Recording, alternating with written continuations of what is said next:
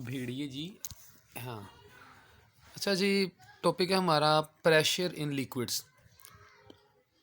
इसमें थोड़ा सा ना स्पेसिफाई कर दिया गया है कि हमने प्रेशर का एक ऐसा फार्मूला डिराइव करना है जो कि सिर्फ लिक्विड्स के लिए हो। तो पहली बात ये कि प्रेशर का फार्मूला तो हम ऑलरेडी सीख चुके हैं, वो तो ये था P = F/A। तो सवाल यह है कि भाई एक नए फार्मूले की क्यों ज़रूरत पड़ी, हम इसी को भी तो यूज़ कर सकते हैं।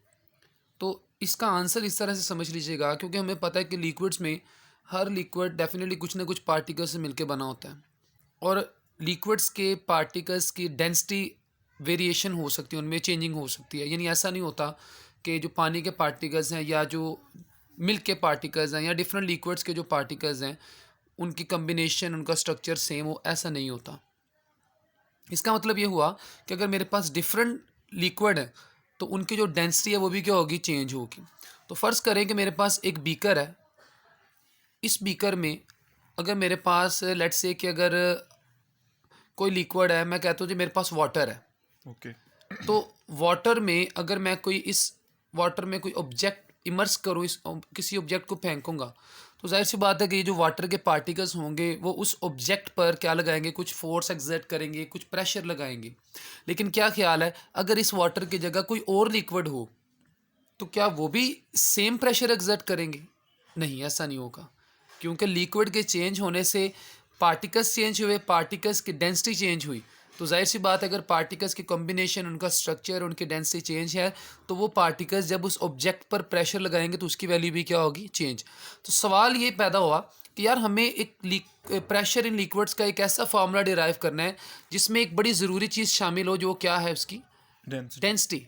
ओके। ये बड़ी ज़रूरी बात है, क्योंकि सही। यही वो चीज़ है जो एक लिक्विड को दूसरे लिक्विड से अलग कर रही है। अगर हमने एक प्रेशर का ऐसा फार्मूला डिराइव कर लिया जिसमें क्या इन्वॉल्व हुई, डेंसिटी, तो फिर उसको हम हर लिक्विड के लिए यूज़ कर पाएंगे, क्योंकि डेंसिटी के चेंज होने से ऑटोमेटिकली प्रेशर की वैल्यू भी चेंज होगी।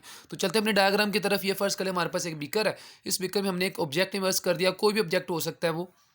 तो ये एक ऑब्जेक्ट है, और फर्स्ट करें कि इस ऑब्जेक्ट का ये एक सरफेस एरिया जिसको आपने ए से लिख लिया, डाउनवर्ड डायरेक्शन में ये मूव करेगा, यानी इसकी फोर्स या प्रेशर डाउनवर्ड डायरेक्शन में एक्ट करेगा, ड्यू टू इट्स वेट ये नीचे की तरफ मूव करेगा। ठीक हो गया। ओके। तो स्टार्ट हमने यहीं से करना है। बस इसकी जो 9th क्लास में बुक में जो थोड़ी जो है ना कैलकुलेशन, सही। थोड़ी सी उन्होंने चेंज की हुई है, मैं थोड़ा आसान तरीके से आपको समझा देता हूँ। फर्स्ट करें जी, P = प्रेशर का फार्मूला जो हमने पढ़ा था F/A।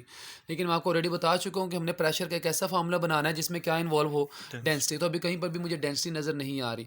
खैर इतना मुझे पता है कि यार ये जब इस पानी के अंदर डुबोया जाएगा, इमर्स करवाया जाएगा, तो जाहिर सी बात है ये कुछ लिक्विड पे भी फोर्स लगाएगा, और वो जो फोर्स लगेगी वो किसकी इक्वल होगी, जितना वेट। इस ऑब्जेक्ट का वेट होगा। ओके। तो मैं लिख सकता हूँ कि P = W/A।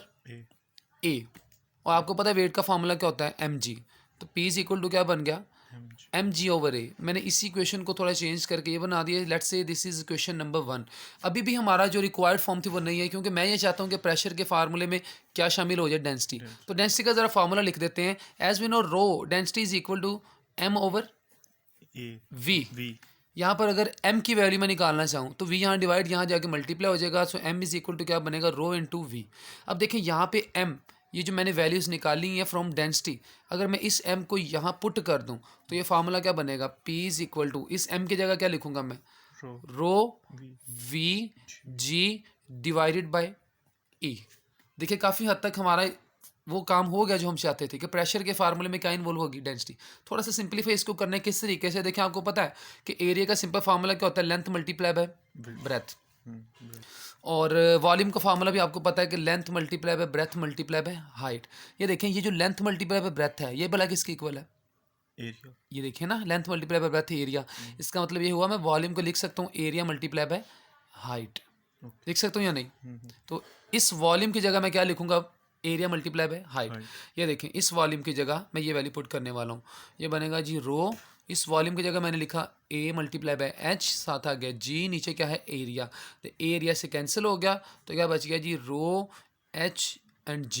या यार। बुक में जो फॉर्म लिखी है वो है रो GH। This is the required formula for pressure in liquids. और देखें इसमें डेंसिटी इन्वॉल्व है, यही हम चाहते थे। ओके।